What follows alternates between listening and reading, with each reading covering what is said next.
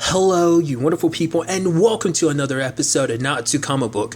This being a show where we talk about TV shows that are adaptations of comic books. For today's episode, I'm going to talk about Crisis on Infinite Earths Part 2. A great part. A lot of interesting things went down in this episode, so let's break it down. Obviously, the team is reeling from the whole losing Oliver situation, because obviously this wasn't the way it was supposed to go down. Obviously, it hit Sarah hard. And obviously it hits Mia the hardest, but it also hits Kara and Barry because Barry and Oliver, they've known each other since like the beginning. It's like losing his best friend, his mentor, his ally through like so much of this, especially for him and Kara, because it's like he sacrificed himself to save both of our lives in Elseworld. So it's like, and especially for Kara, it's like I can't give up hope.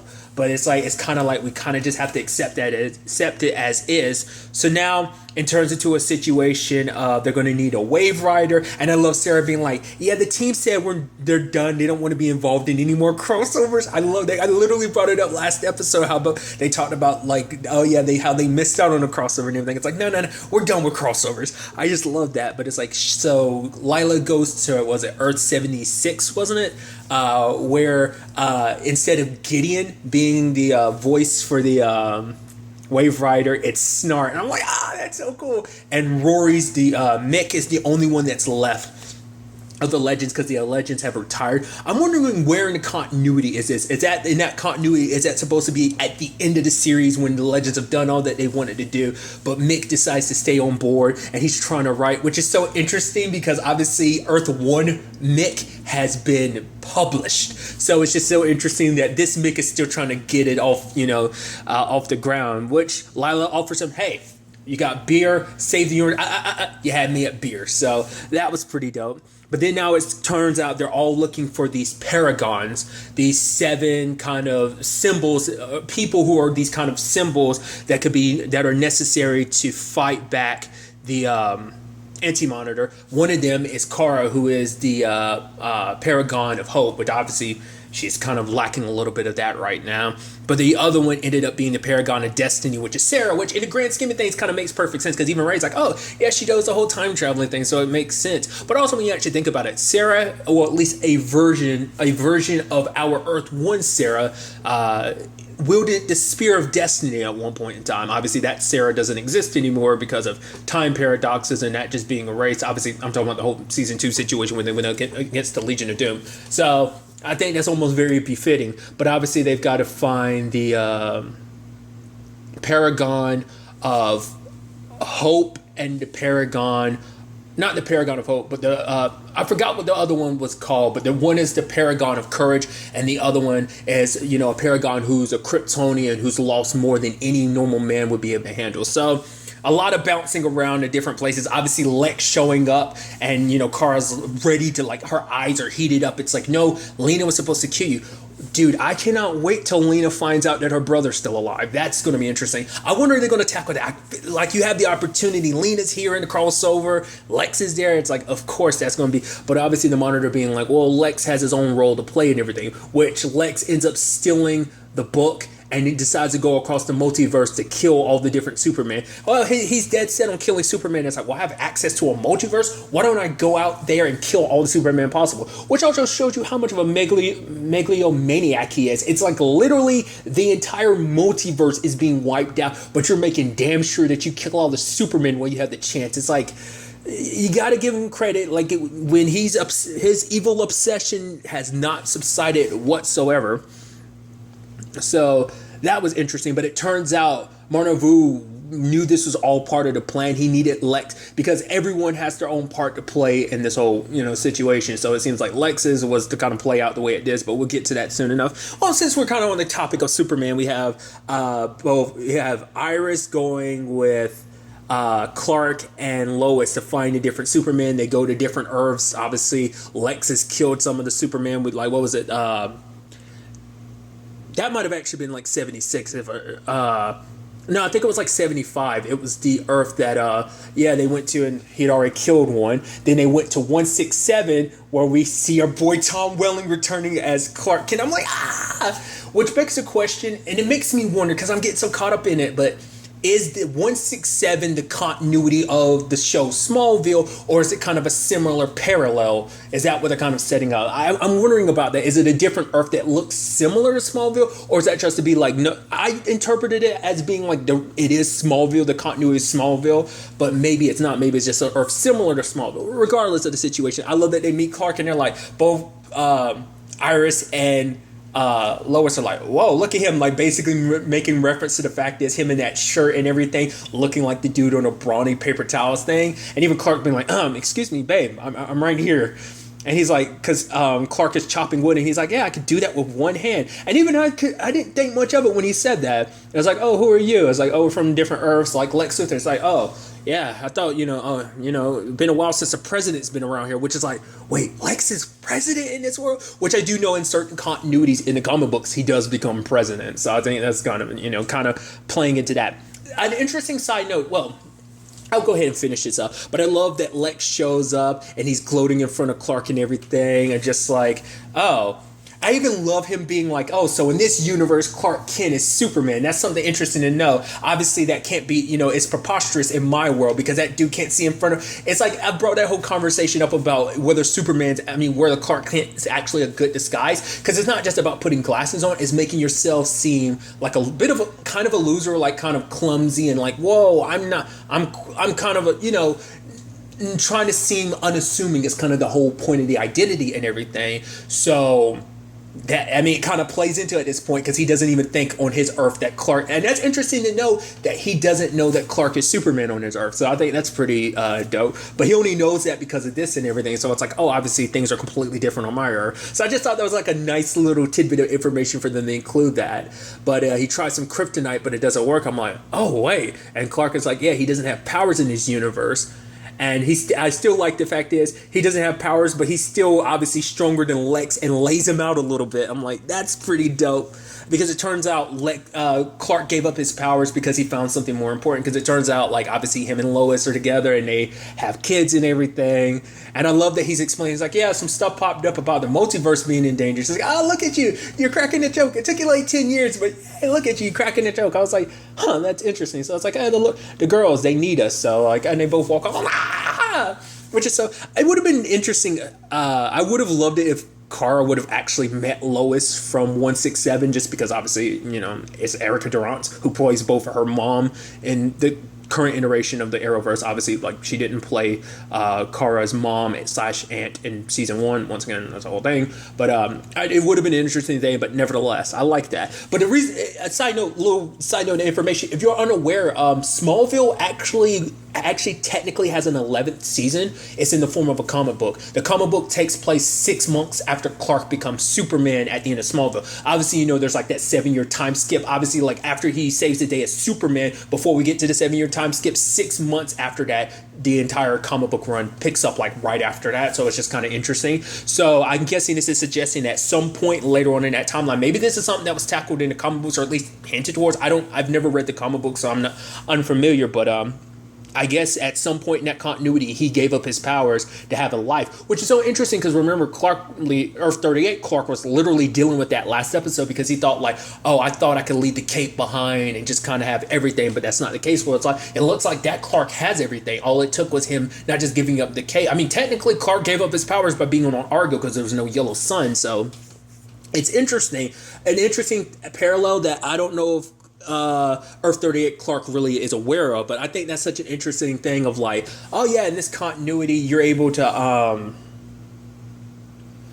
he was able to kind of make that happen. So it's going to be interesting because obviously, like, this is also an interesting parallel to kind of set, especially considering the Lois and Superman show that's going to happen. It's dealing with the factors of balancing all of that, being Superman, being a report, Lois being like the most well-known reporter, then being parents, that whole complicated situation. So I just think that that's such a neat element to kind of introduce in that regard of like, it can work out, but there are, with anything there comes sacrifices, which he made a sacrifice and put the cape away, but maybe it's just not 100% the same parallel. Either way, it was just something interesting, I thought. So there's that. They go to a different Earth and they meet Brandon Routh as Superman, which based on what people are saying, because of his outfit and everything, his suit is based on the Kingdom Come Superman from the Kingdom Come comic books. But also him reprising his role as his Superman is him as Superman Returns, which I think because I was an idiot, I never realized that the name Superman Returns is because it's supposed to be a continuation of the Christopher Reeves continuity. I was like, I don't think that ever clicked in my head that that's what that was, but obviously that's the Superman he's supposed to be. He's supposed to be Christopher Reeve's Superman, while also being, which he continued as, himself, playing that Superman in Superman Returns, and this is a continuation of that said universe, which is also super sad because it turns out everyone in his universe is, that he cares about is gone, and I'm like, Jesus, that would kind of make you a bit of a, and it turns out he was like, that reject from Gotham, and I was like, because we don't report on him enough, and I'm like, gas and stuff like that. I was like, the Joker, it seemed like that's what he was applying. It's like, I mean, I feel like Joker's the one that kind of gets the notoriety for like the mass murders. Like, I'm sure plenty of Gotham villains get that, but I feel like Joker's the real one where you hear about like, he killed a shit ton of people, and I'm like, so that's kind of crazy to know that he did that and that this Clark is that. But I like that it's kind of like, and he suits up, and then, Earth 38 Clark suits up as well. But then Lex shows up and mind controls him, and it turns into a little bit of a fight. Even that moment of flying towards each other, the glass from the building, I was like, dude, I get giddy over it, because obviously we saw technically two Supermen fighting last season, which it's interesting because even it's like, I know this whole situation sounds crazy. It's like, this ain't really, I mean, this isn't even that crazy. This is, I wish I could say this was the first time I had to fight myself, which is interesting considering the fact this technically Earth 38 Clark had to fight himself. So it seems like, I'm wondering, is that supposed to be referencing Bizarro in some shape or form? I don't know if he would technically count that as himself if that was the case, if that's what Brendan Routh's Superman, Kingdom Come Superman, was technically referencing. So that's interesting. So that's what he was. He's the paragon of truth.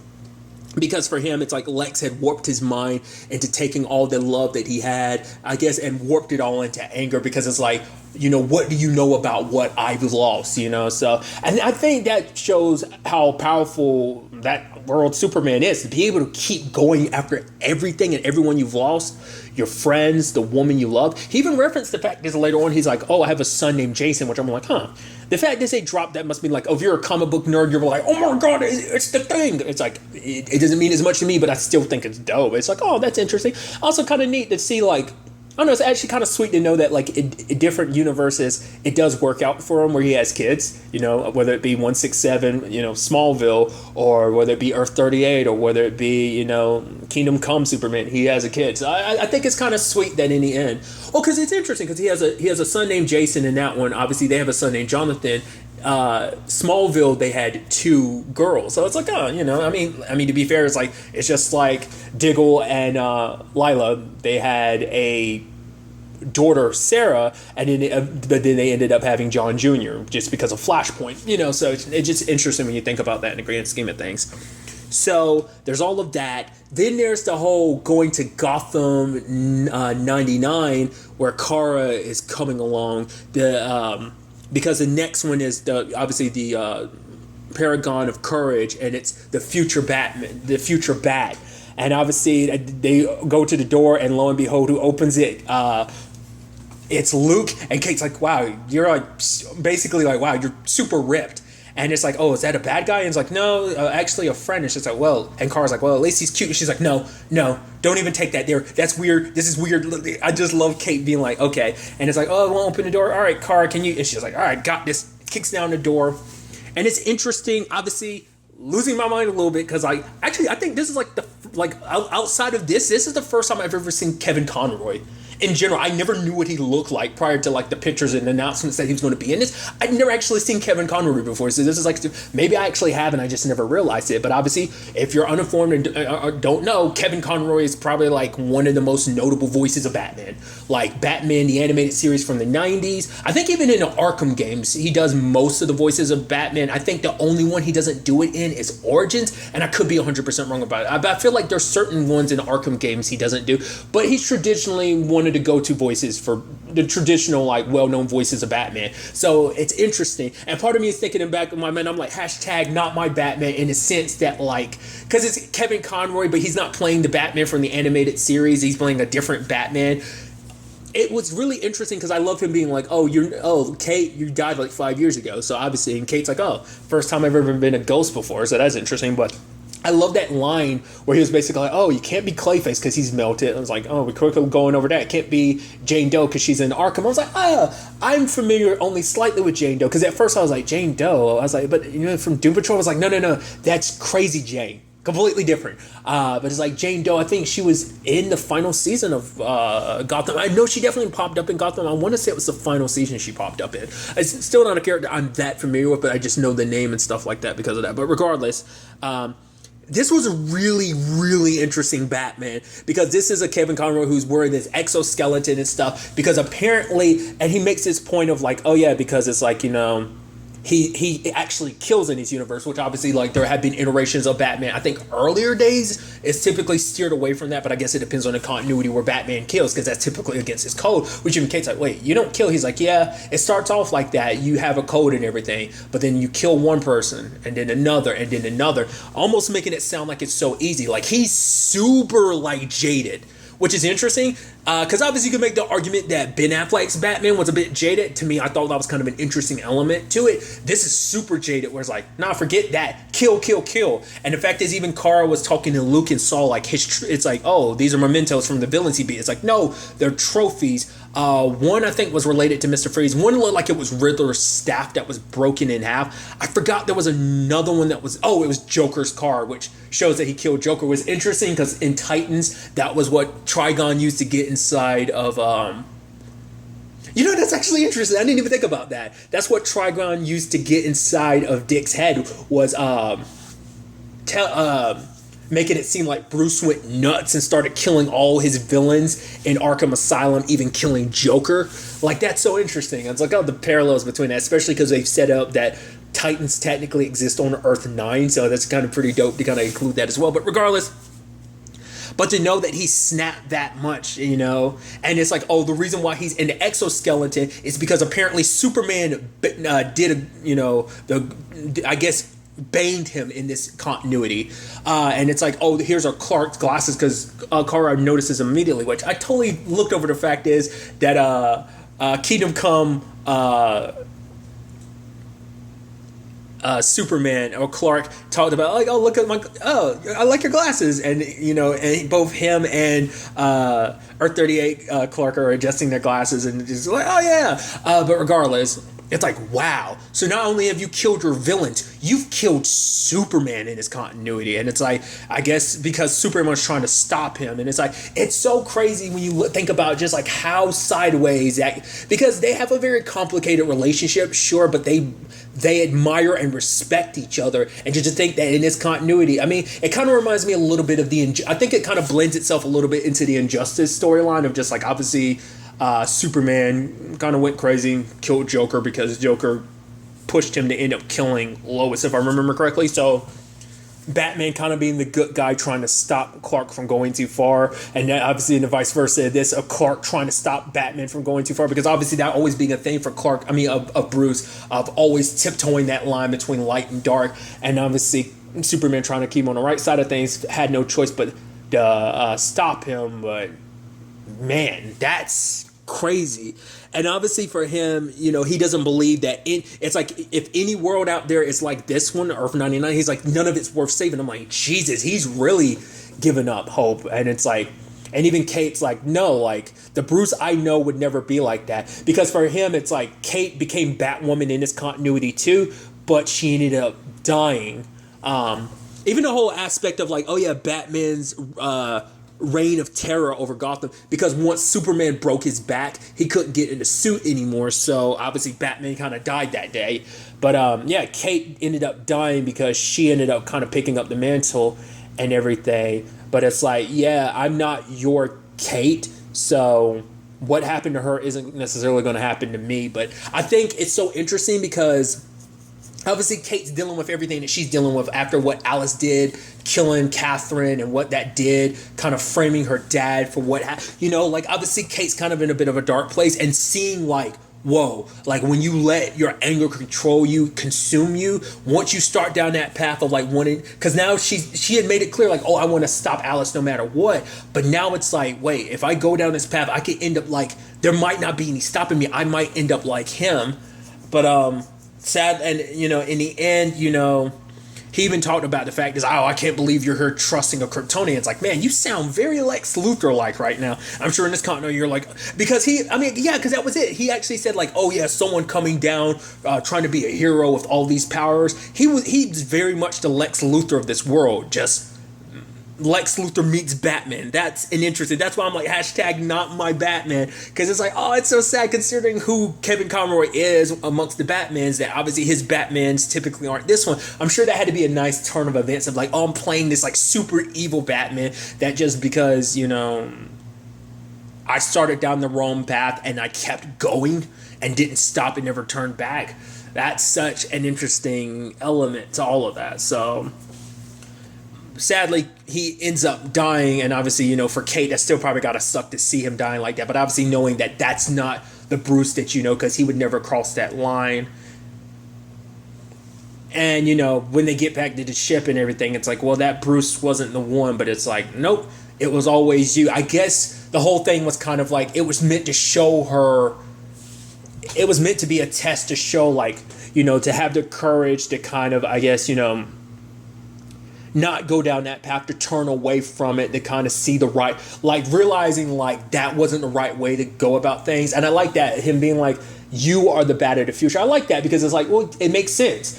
Bruce is technically the Bat of the past because obviously he kind of put it behind him, but you are the Bat of the future because you took up the mantle, you became the next Bat, the next symbol for Gotham. So I thought that was a pretty nice element to it. And I even like that thing at the end where it's like, Kara, is talking to Kate. The fact is, it's like, yeah, you might be a newbie in this whole vigilante thing, but you've got the heart. But she's like, yeah, but that Bruce, he had the heart as well, but he went down that path. So it's what's to say I won't too. It's like, but Kara believes in her. It's like kind of like you have to believe in yourself, which obviously is like, oh, there's a little bit of hope there for you, huh? As a paragon of hope, which Kara is dead set on bringing her a world back, which is like, but the fact is, the Monitor said that would be bad. It's like, but what kind of paragon of hope would I be if I didn't take that chance? And her having that kryptonite right there, I'm like, dude, I love the parallels that they make. Like Kara and Kate's relationship is kind of what I was defining earlier about Clark and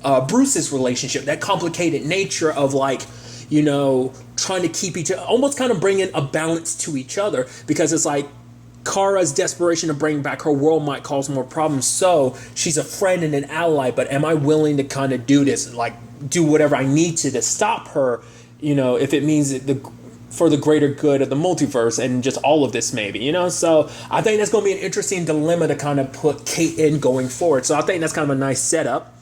Then on top of all that, there's the whole situation of bringing Oliver back to life. I should also point out the fact is, I love that they end up like passing the baby. I love that the Monitor kept getting interrupted because Jonathan kept crying and they kept passing the baby down the road, and Kate was like, no, I'm good. And then they passed it down to Mick, and it's like, oh, Mick's good with babies. And I love that Ray had to call him. I was like, should you really be? That's not really kid friendly. And he's reading one of his novels and stuff like that. I was like, wow. That's sad, because let's not forget, he basically writes erotic science fiction. Well, at least erotic books. We know that at least one of them is like science fictional / fantasy. It's probably, I think, is erotic fantasy, but regardless, it's actually kind of sweet that how good with kids he is. But nevertheless, there's a whole situation with Oliver. Mia wants to use a Lazarus pit to bring him back, which, hey, Sarah, who's had the most experience with Lazarus pits, is like, yeah, let's not do that. Because we're literally already dealing with someone else, Roy, who's literally dealing with the ramifications of the Lazarus pit situation. So I was like, yeah, let's not go down that lane, especially for Sarah. It took her a while to kind of get over that. It's like, oh, Nyssa told you all about me and the Lazarus pit. But it's like, Mia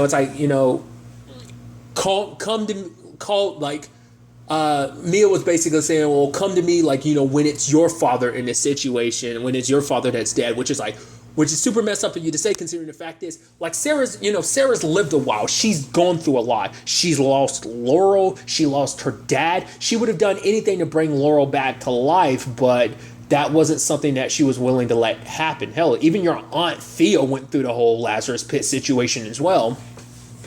But I think it was the whole thing of like, you know, because Sarah, if she could, you know, because she's been in a similar circumstance, she has access to time travel. And the moments that whole conversation came up, I'm like, oh yeah, Sarah, the whole time travel thing, you almost had this look on Mia's face, like I think she was thinking about it, but with things in the state that they are, there's no time traveling involved to kind of make that happen. I think with the multiverse in flux like that. But I thought it was so interesting because the fact is that because Sarah has been in that process herself of trying to bring back the people that she loves and care about. So of course she can understand where Mia's coming from, but they bring in Constantine because even Barry's just as desperate to bring Oliver back, because for him it's like it's not right for, like, you know, we can't do this without, you know, Oliver, you know, it's not fair, because for Barry it's like, I was supposed to be the one that died, because even Iris is looking at this as almost like a silver lining, like if he was wrong about when Oliver was going to die, maybe he was wrong about you too. But I think Barry wasn't willing to get his hopes up, but also at the same time, I think for him, it's like seeing what Oliver has, and, you know, just Oliver is essentially his best bud. Is like, I don't think he wants to lose Oliver, you know, especially in a time like this where they're going to need him. So they end up resurrecting him. I love they end up running into Jonah Hex, and I love that Sarah's like, well, you're eventually going to get this scar at some point, Jonah. So I like that you're the one that gives him. Also, it's sucky because in this continuity, he's a scumbag because he starts touching on Mia like that. It's like, oh, you're a scumbag in this universe. Okay. But obviously they're resurrecting Oliver. And obviously the whole point is to try and bring back his soul, but because of the influx of the multiverse and stuff like that, Constantine doesn't have access to his magic, so giving Oliver his soul back is not going to be the easiest thing. So now he's going to be kind of driven by his bloodlust and everything and just be kind of a wild animal at this point in time. So what that's going to look like going forward, it's definitely going to be interesting. Your desperation to bring your dad back might have made matters a little worse, but who knows? Maybe this... Oh no, because like Marnavu... A lot of this is escaping him in the sense that I guess because the anti-monitor is winning and sucking away his powers, maybe he is losing a little bit of his sight, or maybe it is just the thing is that there are just certain things that even he can't foretell. Like there are still blind spots even for him, or maybe those blind spots were created because the anti-monitor is getting stronger. Because it turns out like as he gets weaker, as the monitor gets weaker, the anti-monitor gets stronger, and they're literally two sides of the same coin. And I guess that's why he's able to like summon Lila, the Harbinger, and make her work for him, because it's like, well, the monitor made you and we're connected, so that makes me connected to you as well, so we've got work to be done. So that's gonna be interesting too. Obviously Team Arrow still doesn't know that Oliver's dead because Lila couldn't bring herself to tell John about that. So lot of very, very interesting things. Obviously we've gathered 4 of our Paragons. Obviously there's still 3 more out there, which I'm like, oh, who are these Paragons? I'm so curious to find out who they are. But that's definitely going to be interesting to see where all this ultimately ends up taking us going forward into the next part of the Crisis on Infinite Earths event. But really, that's all I want to talk about. Until the next time we meet, be happy, be safe, live life to the fullest, and enjoy it. Good day and goodbye.